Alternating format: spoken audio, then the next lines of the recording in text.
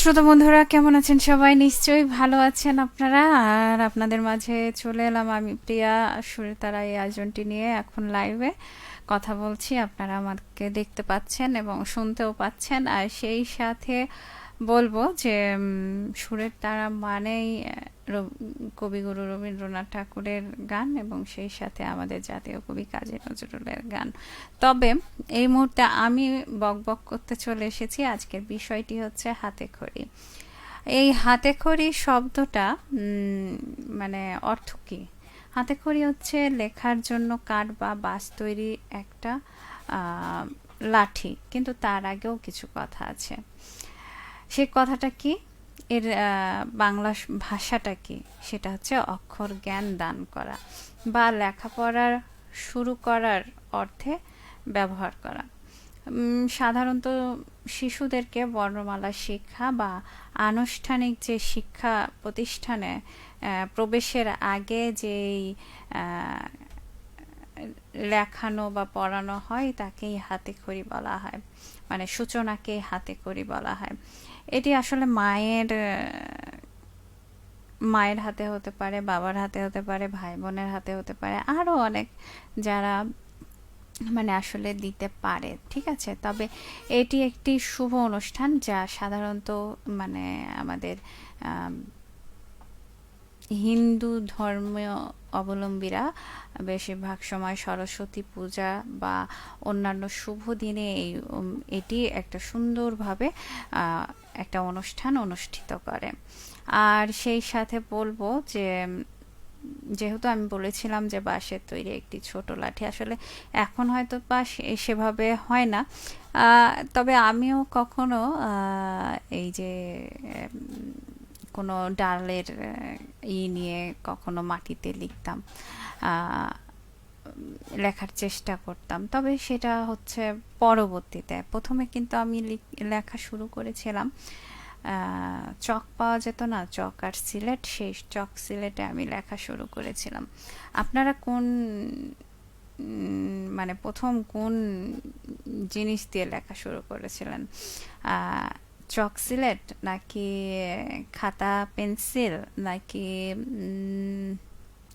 কলম, নাকি এরকম যে আগের যুগের কিন্তু অনেকের কাছে কালির দোয়াত থাকতো, কালিতে এভাবে ঠেকিয়ে ঠেকিয়ে লিখতো, সেই রকমও কোনো কেউ আছেন কি যে এটা এরকম লিখেছেন? সেটাও অবশ্যই জানাবেন আমাকে। তারপরে আরও একটি আছে যে একটা কলম ছিল, সেই কলমের মধ্যে কালি ভরে তারপরে লেখা হতো। তো আপনাদের মধ্যে কারা কারা এরকম লিখেছেন অবশ্যই জানাবেন। আর সাথে তো আচ্ছা, আজকে বন্ধুরা সবাই কোথায় গেছে বুঝতে পারছি না, কি ব্যাপার।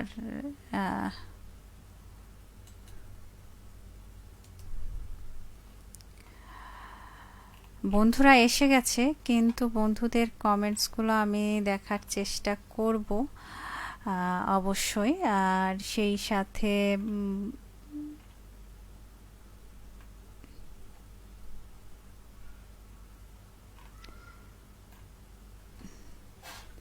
আচ্ছা, অবশ্যই বলবো যে কোন কোন বন্ধু আছেন। প্রথমেই আছেন মিজান রহমান, বলেছেন আসসালামু আলাইকুম, চা খাইতে খাইতে জয়েন্ট করলাম। ধন্যবাদ বন্ধু, অবশ্যই জয়েন করুন এবং অবশ্যই আজকের বিষয়টি নিয়ে কথা বলুন। আর মোহাম্মদ, আজকের বিষয়টি তো জানেন নিশ্চয়ই, নাকি এই মুহূর্তে যেহেতু আসলেন সেহেতু আজকের বিষয়টি হচ্ছে হাতেখড়ি। কার কাছ থেকে আপনি প্রথম লেখা শিখেছেন মনে আছে কি? অবশ্যই জানান। আর সেই সাথে কি দিয়ে হাতের লেখা শুরু করেছেন অবশ্যই বলবেন। আর মোহাম্মদ আব্দুল রহিম বলেছেন কেমন আছেন আপু? আলহামদুলিল্লাহ, আমি তো ভালো আছি, আপনি কেমন আছেন সেটা অবশ্যই জানাবেন। আর মিজান রহমান বলেছেন চক সিলেট দিয়ে শুরু করেছিলাম। আচ্ছা, যাই হোক, আমার সাথে মিলে গেছে। আচ্ছা, মোহাম্মদ আব্দুর রহিমও বলছেন যে চক ও সিলেট দিয়ে। আচ্ছা, ধন্যবাদ বন্ধু। অনেকটাই মিলে গেছে আমার আর আপনার সাথে। তো দেখা যাক যে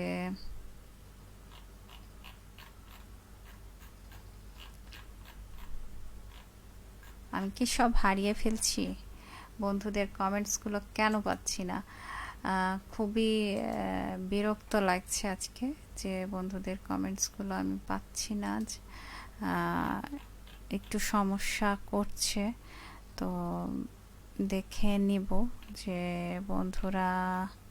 আচ্ছা, বন্ধুরা কমেন্টস করতে থাকুন, আপনাদের ইচ্ছাগুলো বলতে থাকুন, আর সেই সাথে আমি বলতে থাকি যে আসলে যখন ছোট ছিল, প্রায় ৮০,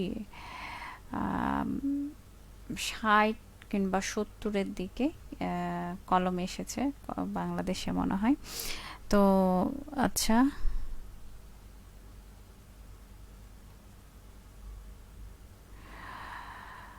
কলম এসেছে, তার আগে কিন্তু আমরা মানে দেখতে পাওয়া যায় আমাদের কবিগুরু রবীন্দ্রনাথ ঠাকুরের সময় কিন্তু এই দোয়াত থেকে লেখা হতো। অনেক সময় দেখা যেত যে আহ, বিভিন্ন আহ, পাখির পালক, তারপরে উম, বাঁশ কিংবা সে কোনো ডালের কঞ্চিকে চিকন করে কেটে নিয়ে তারপরে দোয়াতে মানে কালিতে ঠেকিয়ে ঠেকিয়ে তখন লেখা হতো। অনেক কষ্ট করেই লিখতো সকল বন্ধুরা তখন। আর লেখার কাগজও সেই মোটা ছিল। আর সেই সাথে আমি মানে এগুলো মানে আমার এগুলো দেখা হচ্ছে বিভিন্ন পুরানো দিনের যে সিনেমাগুলো আছে সেগুলোতে মাঝে মাঝে এগুলোর ছিটে ফোঁটা পাওয়া যায়। তো মোহাম্মদ মোফাজ্জেল হোসেন বলেছেন, সদস্য বৈশাখী বেতার শ্রোতা সংঘ থেকে লিখেছেন, উপজেলা প্রকৌশলী কার্যালয়, ঘিওর, মানিকগঞ্জ। জীবনের শত অপূর্ণতার মাঝে তুমি আমার জীবনে পাওয়া সবচেয়ে দামি উপহার। হাজার কল্পনার ভিড়ে, শত ব্যস্ততার মাঝে আজকে আমি মানে ইয়াগুলো চলে যাচ্ছে, আমি দেখতে পাচ্ছি না বা পড়তে পারছি না। খুব সমস্যা হচ্ছে আজকে। দেখি আমি এখান থেকে একটু চেষ্টা করে দেখি, তাই না? চেষ্টা তো করাই যায়। বন্ধুদের কমেন্টসগুলো না পড়তে পারলে খুব মন খারাপ হয়। আর সবচেয়ে বড় কথা হচ্ছে যে লেখা লেখাটা কিন্তু যখন আমরা লিখতে যাই তখন কিন্তু খুব প্রথম লেখা কি মনে আছে কেমন টেরা বেঁকা সব কিছু, মানে অন্যরকম হতো। মনে হতো না যে বারবার এক লেখা লিখতে বিরক্তও বোধ হয়ে যেতাম। বলতাম পারবো না, খেলতে যাব বা খেলবো বা দুষ্টামি করব, এরকমটা মনে হতো, তাই না? আর সেই সাথে বন্ধুরা আছেন আমার সাথে, বন্ধুরা তো অনেকেই আছেন আমার সাথে, কিন্তু আমি বুঝতে পারছি না বন্ধুদের কমেন্টসগুলো কেমন করে পড়া যায়। আমার কমেন্টসগুলো হারিয়ে যাচ্ছে। ইস, কোথায় কি যে হচ্ছে। আচ্ছা, ইসমাইল হোসেন বলেছেন, বাগমারা, শিবগঞ্জ, বগুড়া থেকে যুক্ত হলাম আপু। বর্তমানে বেশি কিউট আপু, কেমন আছেন? বেলি ফুলের শুভেচ্ছা রইল। আপনাকেও বেলি ফুলের শুভেচ্ছা রইল। আর আজকের বিষয় কিন্তু হাতে খড়ি। আপনার হাতে খড়িটা কোথা থেকে, কার কাছ থেকে হয়েছিল সেটা অবশ্যই জানাবেন। আর আয়মান লাবিব আছেন, শহরের দৃশ্য দেখতে আমার ভালো লাগে। দুঃখিত, আপনার কমেন্টসটা আমি দেখেছিলাম, কিন্তু দেখতে গিয়ে যাওয়ার পরেও কিন্তু আপনার কমেন্টসটা আমি পড়তে পারিনি, চলে গেছে নিচে। আর মোহাম্মদ হাবিব নিলয় বলেছেন যে ভুলে গেছেন নাকি চোখ বন্ধ করে না না, ভুলবো কেন? বন্ধুদেরকে কি ভোলা যায় বলুন? বন্ধুদেরকে একদমই ভোলা যায় না। আহ, আর সেই সাথে বলতে হবে বন্ধু যে আপনার হাতে খড়িটা কোথায় থেকে হয়েছিল, কার হাত ধরে, এবং কি দিয়ে লেখা শুরু করেছিলেন প্রথম, মনে আছে কি? অবশ্যই একটু স্মৃতির পাতায় না হয় চলে গেলেন আর আমাকে জানিয়ে দেন। আর সেই সাথে ইসমাইল হোসেন বলেছেন হাতে খড়ি মানে অনেক স্মৃতির সময় পার করেছি। তাই খুব ভালো লাগলো শুনলে। মানে স্মৃতিগুলো আসলেই সেই সময়ের স্মৃতিগুলো আসলেই খুব যত্ন করে রাখার মতো। ঠিক আছে। আর সেই সাথে মোহাম্মদ মোফাজ্জেল হোসেন বলেছেন লাইভ কেটে আবার জয়েন্ট হন, আহ, ঠিক হয়ে যাবে। আচ্ছা। আর ইয়ামিন লাবিব বলেছেন নেটওয়ার্কের সমস্যা কি? কি জানি, বুঝতে পারছি না। আজকে নেটওয়ার্কের সমস্যা তো নাই, তারপরেও কেন এমন করছে একবারে আহ, মাঝে মাঝে এই কলকবজারও সমস্যা হয়ে যায়। আহ, হয়তোবা এই গরমে মাথা খারাপ হয়ে গেছে। যাই হোক, আবার ঠিক হয়ে যাবে। ইসমাইল হোসেন বলেছেন গান শোনাবেন? ভালোবাসি ভালোবাসি রবীন্দ্রসঙ্গীত। অবশ্যই শোনাবো, সাথে থাকুন বন্ধু আর শুনতে থাকুন। আমার কথা বলা শেষে অবশ্যই শুনতে পাবেন। আপনার এই গানটা আরেক দিনও শুনিয়ে দিয়েছিলাম আমি, হয়তোবা আপনি শুনেছিলেন কিনা জানি না। আর সেই সাথে অনেকগুলো আহ,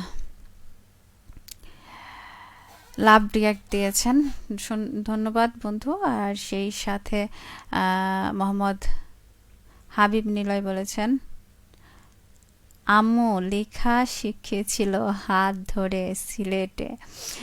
আসলেই সত্যি, বেশিরভাগ সময় কিন্তু আম্মুরাই শিখায়, তাই না? আর আহ, আর সেই সাথে স্মৃতির পাতা খুবই অবাক করার মতো। সেই সময়তে যদি চলে যাওয়া যায় তাহলে এখানে গল্প না করে মনে হয় আমি সেখানেই ডুবে যাব, এরকম একটা অবস্থা হয়। তো বন্ধুরা, ইস, আমি যে বন্ধুদের কমেন্টসগুলো কেন পড়তে পারছি না বুঝতে পারছি না। আজকে কমেন্টসগুলোকে খুব মিস করছি। আপনাদের কমেন্টসগুলো আমি পড়ছি, কিন্তু কমেন্টসগুলো এত মিস করছি যে বলার মতন না। আর মোহাম্মদ আব্দুর রহিম বলেছেন আমার হাতের লেখা সোজা সোজা হতো, মানে যেখানে গোল বা আঁকা বাঁকা প্রয়োজন সেটাও করতে পারতাম না, চক একেবারে সোজা চলে যেত। সত্যিই বলেছেন, ছোটবেলার সেই লেখার স্মৃতি কিন্তু অনেক কি বলবো, অনেক মধুর সময় একটা পার করে আসা সময়। তখন মনে হতো যে কি বলতো, শিখতে যে মনে হতো যে বিরক্ত বোধ হতো, মনে হতো যে কেন আমি পারছি না, কেন ওই রকম ঠিক ওই রকম হুবহু কেন পাচ্ছি না। যখন আবার হুবহু পেরে যেতাম তখন কিন্তু সেই খুশি হতাম। তারপরে আছেন মোহাম্মদ করিমুল্লাহ, আপা আপা আপা। আচ্ছা, কি হচ্ছে বলতে পারেন, আর আজকের বিষয়টি নিয়ে আপনি কথা বলতে পারেন হাতে খড়ি নিয়ে। তো অবশ্যই কথা বলুন, আপনার হাতে খড়ি কোথা থেকে হয়েছিল, কে আপনাকে হাতে খড়ি শিখিয়েছিল? আহ, ইয়ামান লাবিব বলেছেন আমার ভাগ্য চক নিরেট দিয়ে লেখার সুযোগ পাইনি, পেন্সিল দিয়ে লেখা শুরু করেছিলাম। আচ্ছা, আসলে আমি যখন চক আর সিলেট দিয়ে লেখা শুরু করলাম, তারপরে যখন আমি স্কুলে গেলাম তখন কিন্তু আমাকে সেই একেবারে চলে যেতে হলো বল পেনে। কিছুদিন কয়েকদিন লিখেছিলাম পেন্সিলে, এরকম মানে স্কুলে এরকম ছিল। আচ্ছা, আসসালামু আলাইকুম রহমতুল্লাহ, শুভ বিকেল দিদি। আজকের বিষয়টা হেব্বি চমৎকার। আমার জীবন 1900 88 সালে মনে হয় সর্বপ্রথম লেখালেখি শুরু করি। টক দিয়ে আর কাঠের আচ্ছা, চক দিয়ে আর কাঠের সিলেট, আবারও ওই জীবনে আসতে পারলাম। সিলেট গেল, কলম খাতাগুলো, ক্যালকুলেটর গেল, এখন কি আসছে দিদি জানেন? মোবাইলে লেখাপড়া। শুনে কেমন লাগে?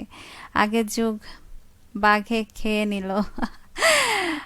আসলে কিছুদিন আগে তো আমরা মানে তাও কলম দিয়ে লেখালেখি করতাম। এখন তো বাচ্চারা হচ্ছে এমন সব সিলেট আসছে যেখানে এভাবে মানে নিজের আঙ্গুলে বা একটা কাঠির মতো প্লাস্টিকের কলম হয়ে যাচ্ছে। তো ওই কালি টালি কিছু বের হয় না, কিন্তু ও লিখলে ওই জায়গাটা কালো হয়ে যায়, আবার কিছুক্ষণ পর একটা টান দিলে সেটা মুছে যায়। তো এরকমও কিছু যন্ত্র আসছে। তারপরে আছেন আহ, হতে পারে এরকমও যে কোনো এক সময় এগুলো কোনো কিছুই থাকবে না। আমরা হয়তো যা ভাববো সেটা আমাদের চোখের সামনে ভাসবে। আর আছেন মোহাম্মদ করিমুল্লাহ, চমৎকার সুন্দর লাগছে মাশাল্লাহ। কি আজকের বিষয় অবশ্যই জানান। আজকের বিষয় নিয়ে আপনার কথা বলাটা অবশ্যই জরুরি। আর সেই সাথে আছেন মোহাম্মদ সাজ্জাদ আলম আপু, ঢাকা থেকে নিয়মিত যুক্ত হলাম। ধন্যবাদ বন্ধু। আপনার হাতে খড়ি কোথা থেকে অবশ্যই জানাবেন। কে আপনাকে প্রথম হাত ধরে লিখিয়েছিল বা কিসে আপনি লিখেছিলেন, এটা অবশ্যই জানাবেন। আর সেই সাথে বলবো যে আহ, যে কথাটা বলছিলাম সেটা হচ্ছে যে প্রথম লেখাটা হয়তো বা সিলেটে ছিল। তো আমার সিলেটটা কাঠের ছিল না, আমার সিলেটটা একটা পাথরের সিলেট ছিল। সেই সিলেটে আবার আম, কলম মানে সেই পেন্সিলগুলোও মনে হতো যে আম, পাথরের মতো মনে হতো, যে ঘষা দিলেই ওইটার উপরে লেখা চলে আসতো। তো এটা এটাতেও লিখেছি আমি। তারপরে ওইটা যাই হোক কোনো কারণে পড়ে গিয়ে ভেঙে গিয়েছিল। আর ওই কলমগুলো আমি ভেঙে মানে হাত থেকে পড়ে গেলেই ভেঙে যেত। তো আহ, খুব যত্ন করে রেখেছিলাম, কিন্তু তারপরেও কোনো এক সময় কোনো এক কারণে পড়ে গিয়ে ভেঙে যাওয়াতে ওই সিলেট আর সেই খড়ি একদম বাদ দিয়ে কাঠের সিলেট আর চক পেন্সিল দিয়ে লেখা শুরু করি। তো আমার বাবার অবশ্য শখ অনেক পুরনো পুরনো জিনিসের প্রতি ছিল। তো সেই শখ থেকেই কিন্তু আমাকে ওই রকম খুঁজিয়ে এনে ওইটাতে লিখিয়েছিল। আর সেই সাথে মোহাম্মদ করিমুল্লাহ বলেছেন, আপনার থেকে রেডিওর অনিয়ার ব্যবহার শিখেছি খুব সুন্দরভাবে, এখন সব নোট করা আছে, সব মনে আছে। ও আচ্ছা, ধন্যবাদ বন্ধু। কিন্তু আজকের বিষয়টি নিয়ে আপনি কথা বলেন। আর সেই সাথে অবশ্যই আপনার হাতে খড়িটা কোথা থেকে হয়েছিল, কে আপনাকে প্রথম লিখিয়েছিল, মনে আছে কি? আর যদি মনে থাকে তাহলে অবশ্যই জানান। আর আপনার লেখা খাতা কলম ছিল, খাতা পেন্সিল ছিল, নাকি সিলেট চক ছিল? অবশ্যই বলুন। আর সেই সাথে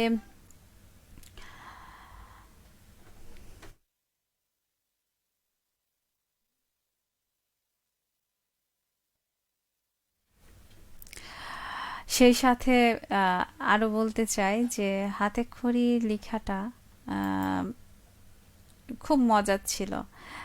কোনো বকাঝকা কখনো কখনো পারতাম না, নিজেই মন খারাপ করে বসে থাকতাম, কেন পারছি না।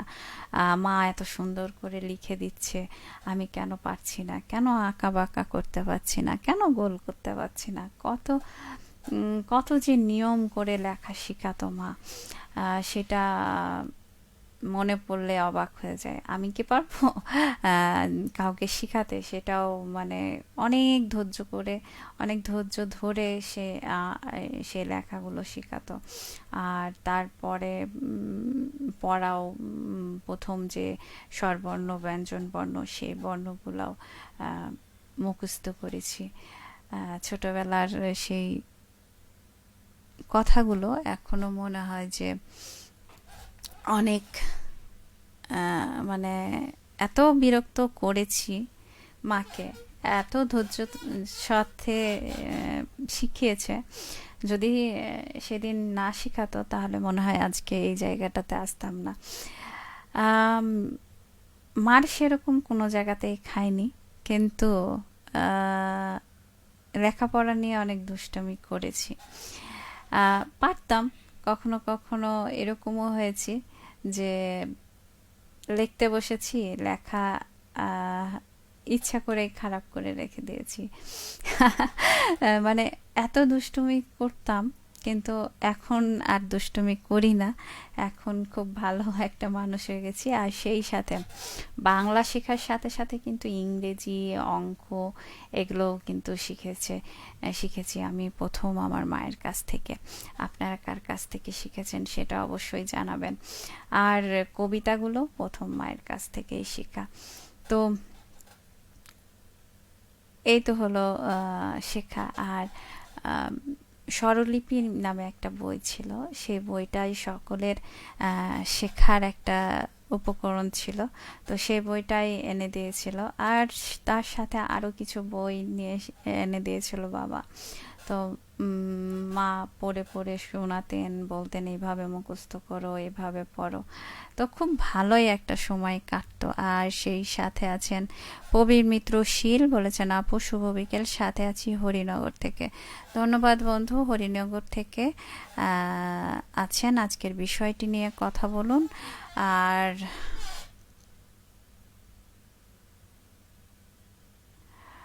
সেই সাথে আছেন আয়মান লাবিব, বলেছেন আগের স্মৃতি মনে পড়ে, কিন্তু সে সময় ফিরে পাবো না। সে সময় অনেক মিস করি এখন। আসলে সেটা তো স্মৃতির পাতা হয়ে গেছে, সেই স্মৃতির পাতাতে কখনো কখনো ঘুরে আসবেন। আর এটাই আপনার জীবনের শ্রেষ্ঠ মুহূর্তগুলোর মধ্যে কিন্তু। আর এইগুলো কিন্তু স্মৃতির পাতাতে মাঝে মাঝে ঘুরতে যাবেন, তাহলে দেখবেন মন ভালো হয়ে গেছে। আর মোহাম্মদ করিমুল্লাহ বলেছেন হাতে খড়ি মায়ের কাছে, প্রথমে বাম হাতে আমি তৃতীয় শ্রেণী পর্যন্ত হাতে লিখতাম। ও বাবা! খুব মজার মানে অবাক করা কথা বললেন। কেউ অবশ্য বাম হাতে লিখে, এখনও কি লিখতে পারেন নাকি এখন দুই হাতে লিখতে পারেন অবশ্যই জানান আপনি। আর প্রবীর মিত্র শীল বলেছেন খুব চমৎকার আপু উপস্থাপনা, ধন্যবাদ বন্ধু। আর সেই সাথে আছেন মোহাম্মদ করিমুল্লাহ, যেটা পড়তে ভালো লাগতো শুধু তাই পড়তাম। তাই আমার যে কোনটা ভালো লাগতো, যখন যেটা পেতাম, যেটা মনে হতো যে পড়তে এখন এটা ভালো লাগছে, যেখানে আটকে যেতাম, ধরেন বাংলা কবিতা বা গল্প পড়াচ্ছে মা বা শুনেছি, তারপর পড়ার চেষ্টা করছি, তখন কিন্তু দেখছি যে পারছি না, তখন অন্য আরেকটা বই নিয়ে বসে গেলাম। তখন যেগুলো আগে পড়া ছিল, মানে পড়তে পারি যেগুলো, সেগুলো পড়তে শুরু করে দিলাম। এরকম দুষ্টামি অনেকবার করেছি। আর তারপরে আছেন প্রবীর মিত্র শীল, বলেছেন আপু কমেন্ট পড়ার জন্য ধন্যবাদ, আজকের বিষয়টি দারুণ। ধন্যবাদ বন্ধু। তবে এই মুহূর্তে আমি প্রিয়া আজকের মতো বিদায় নিব আপনাদের মাঝ থেকে। আর আপনারা সকলে ভালো থাকবেন। আর আপনাদের জন্য আপনার মানে গান রেখেছি, সেটা মেঘলা নিশি ভোরে। এখন অবশ্য ভোর নেই, সন্ধ্যা আশি আশি করছে, কিন্তু তারপরে আপনাদের জন্য এই গানটা রাখলাম, কাজী নজরুল ইসলামের রচিত এবং শিল্পী শানের কণ্ঠে এই গানটি শুনবো আমরা। আর তারপরে রবীন্দ্রনাথের মানে রবীন্দ্র সঙ্গীত আছে, সেটি হচ্ছে আহা তোমার সঙ্গে প্রাণের খেলা। আসলে দুইটি গানই খুব চমৎকার। তো এই দুইটি গান শুনবো আমরা। আর বন্ধু, আপনার পছন্দের যে গানটি, সেই গানটিও আমরা শুনবো। তো এই দুটি গান শুনতে শুনতে ওই গানটা আমি চেষ্টা করব বের করে দেওয়ার জন্য। আর সেই সাথে অবশ্যই আপনারা সকলে ভালো থাকবেন আর ভালো রাখবেন আপনার আশেপাশের মানুষগুলোকে, আর সুস্থ থাকবেন, নিজে সুস্থ থাকবেন, অপরকেও সুস্থ রাখার চেষ্টা করবেন। আর বলবো যে যখন রাস্তা পারাপার হবেন দেখে শুনে রাস্তা পারাপার হবেন। যদি গাড়ি চালক হয়ে চালান তাহলে সেই গাড়ি সাবধানে চালাবেন এবং সব সময় ভালো থাকার চেষ্টা করবেন। আর আগামী সপ্তাহে আবারও ফিরে আসবো আপনাদের মাঝে। সেই পর্যন্ত ভালো থাকুন, সুস্থ থাকুন, সুন্দর থাকুন, নিরাপদে থাকুন। অগ্রিম শুভ সন্ধ্যা।